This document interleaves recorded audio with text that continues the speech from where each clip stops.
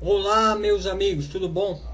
Bom, pessoal, eu não posso deixar isso em branco. Eu falei, poxa, eu não vou fazer nada, não vou falar nada, mas é difícil deixar passar isso batido. Então, eu vou comentar aqui uma notícia, tá, que tá rolando na internet, que saiu na revista Forbes, tá?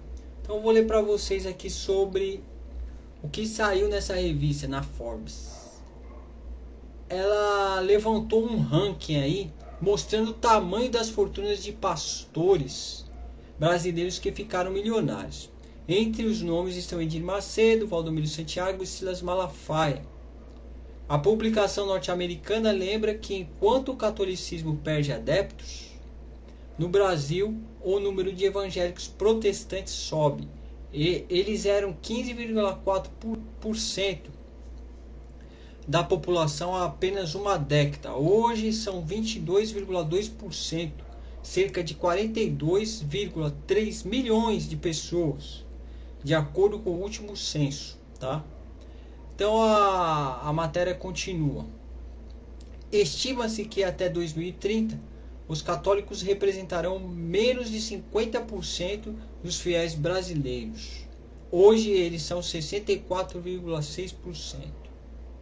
Aí ela fala, a matéria continua aqui, falando sobre o crescimento dos evangélicos dentro das classes A, B e C, e também mostra a lista dos pastores mais ricos.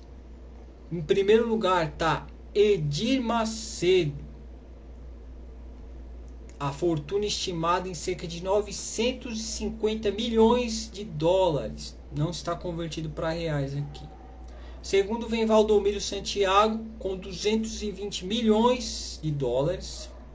Em terceiro, Silas Malafaia com 150 milhões de dólares. Aqui eu já vou fazer até abrir um parênteses aqui, porque segundo uma notícia que saiu no site de notícias do Silas Malafaia da Gospel Notícias, Central Gospel Notícias, ele já disse que vai processar o autor da matéria aqui. Ele vai querer saber como fizeram esses levantamentos, porque ele não tem fortuna nenhuma e que não chega nem a 1/3 do montante que falaram aqui que ele tem, que é 150 milhões de dólares.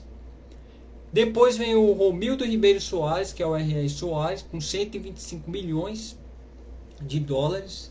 Estevão Hernandes e a Bispa Sônia, com 65 milhões de dólares. É complicado, pessoal. Eu tava pensando, né? Hoje em dia, uma pessoa para alcançar o sucesso, né, dentro do seu campo de trabalho é a coisa mais difícil. A pessoa ter uma ascensão econômica é muito difícil, principalmente no nosso país. Tanto é que a classe aí não tem mais classificação, parece de classe C com B. Teve uma mudança aí porque a economia, ela, desde o plano real, ela meio que se estabilizou. Mas vamos dizer que é muito raro uma pessoa se tornar um milionário. Uma pessoa, pelo menos, por exemplo, que trabalhava numa casa lotérica nos anos 70. Funcionário de casa lotérica. Isso mesmo, estou falando de quem? Do Bispo Macedo. Segundo essa análise sociológica aqui, ó, a Igreja Universal do Reino de Deus, é escrito pelo Ari Pedro Ouro, André Corten e Jean-Pierre Dozon, que são os organizadores. Uma gama de informações, ó. Eu recomendo para vocês, tá? Aqui pela editora Paulinas. O que diz aqui? Fala assim, eu peguei um trecho para ler para vocês. A Igreja Universal do Reino de Deus celebra seus 26 anos na época da publicação do livro de existência e repete a exaustão que a igreja foi fundada em 1977 por um antigo funcionário de uma lotérica do Rio de Janeiro, que havia feito alguns cursinhos de teologia, e em 1995 falava-se na imprensa em 3 milhões de adeptos. Isso em 1995, hoje já ultrapassou com certeza essa margem aqui. Mas essa estimativa parece ser uma multiplicação do número de templos por um coeficiente de 1000, evidentemente exacerbado. Aí esse livro aqui ele traz várias informações bastante interessantes dessa igreja ao redor do mundo, tá? Então eu fico pensando, será que esse camarada, um funcionário de uma casa lotérica, será que ele ia trabalhando como funcionário de casa lotérica, mesmo que ele se tornasse o dono da casa lotérica, ter aí um montante de 950 milhões de dólares, fora, ter uma emissora de TV, ele não mora nem no Brasil, é muito complicado isso, é muito complicado, tá? E aqui, ó, nesse outro livro que eu já mostrei ele no outro vídeo que eu fiz também falando sobre o movimento neopentecostal, também traz aqui um resuminho, né? Ela foi fundada em 77, confirma aqui. A Universal nunca deixou de crescer e conseguiu transformar-se num verdadeiro império da comunicação. Antes de começar oficialmente a igreja, Macedo fez suas primeiras reuniões num coreto do Jardim do Meier, no Rio de Janeiro, já que não tinha condições de pagar o aluguel. Depois de iniciar a igreja, ele alugou uma antiga fábrica de móveis capaz de acomodar 1.500 pessoas. Ao sair da igreja de Nova Vida, essa igreja que eu já disse no vídeo anterior, que foi fundada pelo Robert McAllister em 1962 parece, o Macedo saiu em 75 dessa igreja de Nova Vida, juntou-se a R.R. Soares, Roberto Augusto Lopes e aos irmãos Samuel e Fidelis Coutinho para fundar a igreja Cruzada do Caminho Eterno. Esse foi o primeiro nome da Igreja Universal, Cruzada do Caminho Eterno, tá? Devido a desentendimentos com os irmãos Coutinho, Edir Macedo, Romildo Soares e Roberto Lopes deixaram a cruzada para fundar a Igreja Universal do Reino de Deus. Outros impasses provocaram mais adiante a saída de R.R. Soares da Igreja Universal, levando-o a fundar em 1980 a Igreja Internacional da Graça de Deus. Soares declarou que no começo da Universal Edir Macedo fora seu assistente. Vejam só, ele era assistente do R.R. Soares, segundo o próprio Soares, aqui, né, saiu essa informação na revista Veja de 1º de outubro de 2003, que ele disse que o Macedo era o assistente dele, tá? E ele ordenou Macedo para pastor. Então, ele deu ali a bênção para o Edir Macedo ser pastor, R.R. Soares. Aí nós vemos ali também informações sobre a igreja Renascer em Cristo. Aqui também traz informações sobre a igreja Renascer, que os donos da Renascer têm um montante de 65 milhões de dólares, né? Aí traz aqui a informação. Ela foi fundada em São Paulo em 86 pelo casal apóstolo, entre aspas, e bispa. Desde a origem, a Igreja Renascer voltou sua atenção para os jovens, usando o rock gospel como meio de atraí-los. Em 13 anos de existência, até a época que esse livro foi escrito, tá? A Renascer em Cristo já possuía 600 templos no Brasil, 6 no exterior, 17 emissoras de rádio, um canal de TV a cabo, uma fundação assistencial, uma gravadora e um colégio. Bom, pelo que eu saiba, o bispo o apóstolo e a bispa aqui, eles já vinham, assim, de um certo grau, eles eram pessoas já estáveis, financeiramente falando, mas não eram milionários. Ele parece que ele tinha um cargo ele era executivo da Xerox e ela, eu não sei o que fazia. Aqui o livro não traz, se traz eu não lembro e não procurei as informações. Mas mesmo assim, cara, jamais se eles continuarem fazendo o que faziam antes, eles iam chegar ao patamar de hoje. De forma alguma. De jeito nenhum. Aqui outra informação aqui que eu quero trazer para vocês, que aqui nesse outro livro, também do Dr. Paulo Robeiro, juntamente com André Zanini, que ele faz aqui uma tese sobre a Igreja Mundial do Poder de Deus, tá? Aqui, ó, pela editora Candeia, aqui, ó, Suor, Carisma e Controvérsia, Igreja Mundial do Poder de Deus, tá? Então ele traz aqui um trecho que me chamou bastante atenção sobre o movimento pentecostal, que ele diz assim, o autor: o dinheiro é espiritualizado e confundido com a presença da divindade na vida da pessoa, porque é a teologia da prosperidade. Se você não é rico, então Deus não está com você. Se você não é rico, então Deus não está com você, caramba. Se é pobre, você é o filho do diabo, mais ou menos isso. Os membros são desafiados a fazer uma espécie de sociedade com Deus, a fim de serem abençoados. Aspas.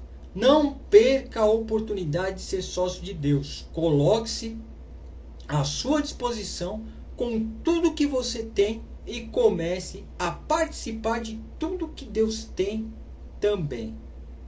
Tá? As chamadas correntes de prosperidade. Essa citação aqui, quem fez a citação que eu acabei de ler foi o Edir Macedo no seu livro Orixás, Caboclos e Guias, Deuses ou Demônios, na página 14, foi publicado pela editora Universal, a editora do próprio Macedo, tá? Interessante também que este livro ele traz a origem da Igreja Mundial, tá?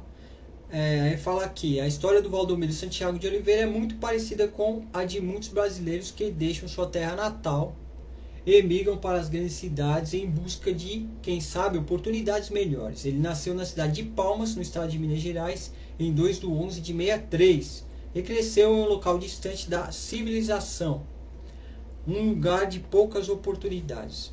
Veio de uma família muito pobre e católica não praticante. Com 12 anos, perdeu sua mãe e com 14 saiu de casa de seu pai. Até conhecer a Jesus, diz ter passado por muitas dificuldades, além de ter se envolvido com más companhias.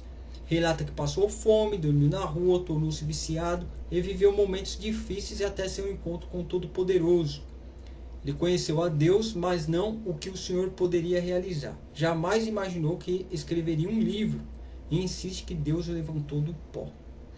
Ele começou na Igreja Universal do Reino de Deus, atuando em vários setores até chegar ao cargo de bispo, o mais importante da denominação, embora não enfatize esses pontos.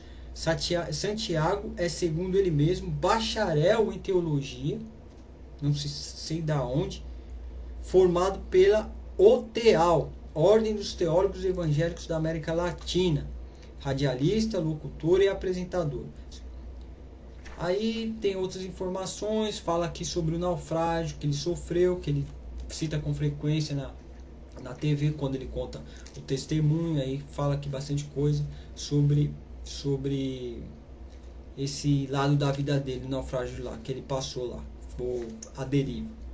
Aí também mostra aqui quando surgiu a igreja, foi em 1998, enfim. Agora, Silas Malafaia, que vem aqui, né, também na terceira posição com a quantia de 150 milhões de dólares, né?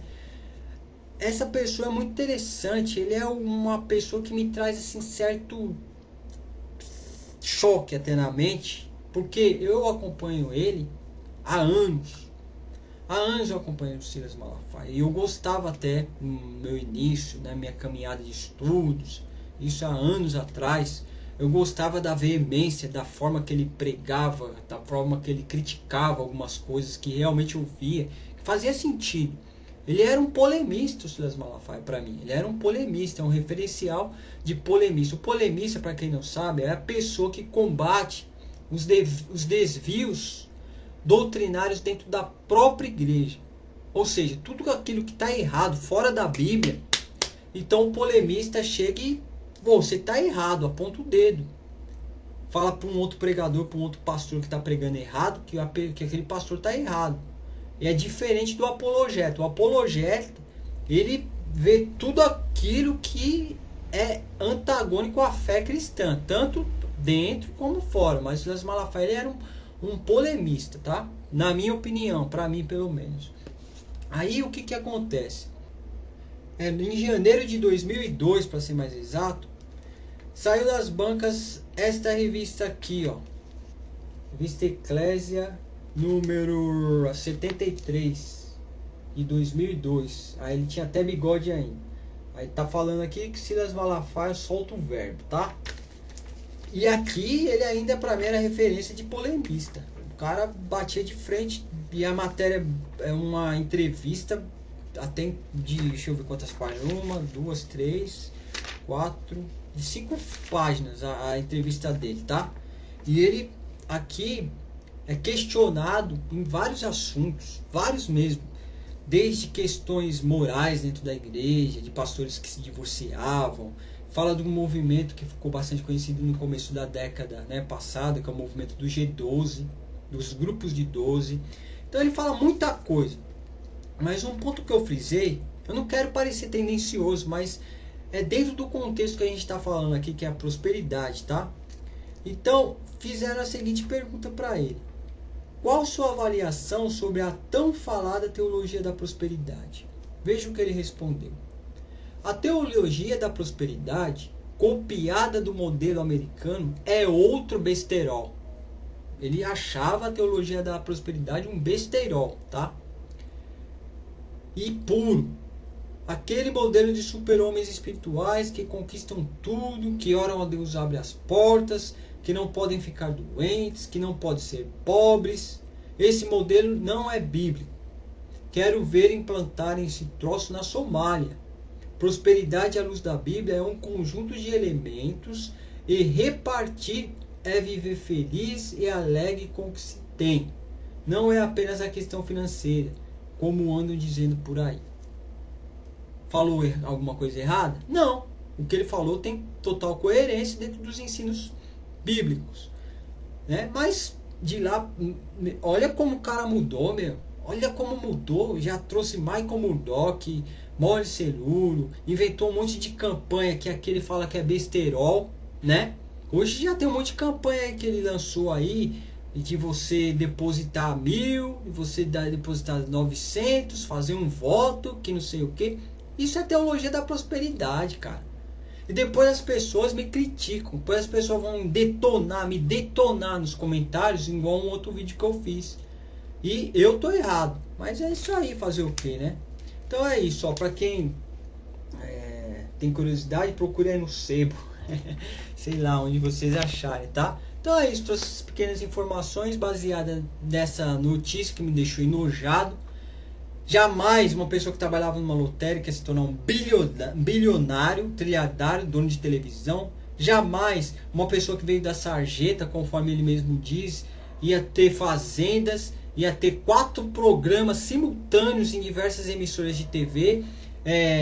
Canal 25 aqui de São Paulo, Canal 27 CNT Gazeta, Canal 14 e um outro canal, Canal 21. O cara tem 4 emissões. Às vezes você liga nesse horário mais ou menos das 6, entre 6 e 7 da tarde, da noite, você vai ver lá os 4 funcionando no mesmo programa. Pô, parece programa político, tô falando dele, né, o Valdemir. Jamais uma pessoa que largou um curso de medicina que estava fazendo, que é o caso do R.R. Soares, se eu não me engano ele está fazendo medicina ou é odontologia, me desculpem se eu errei, falha nossa, mas está ligado ali, para ser pastor. Ia ser milionário, dono de emissora, canal de TV por assinatura e assim vai. Pelo menos ele até agora não está envolvido em nenhum grande escândalo, pelo menos é o que eu saiba. Agora, o casal lá, o casal dos Hernandes, pô, os caras já foram presos com dinheiro dentro da Bíblia. Ficaram lá com aquele detector lá, preso na tornozeleira, lá nos Estados Unidos, sem poder sair do país por um bom tempo. E tá aí. O que eu posso falar, né? Me estendi muito, pessoal, desculpem. É isso que eu queria passar. Até a próxima. Tchau.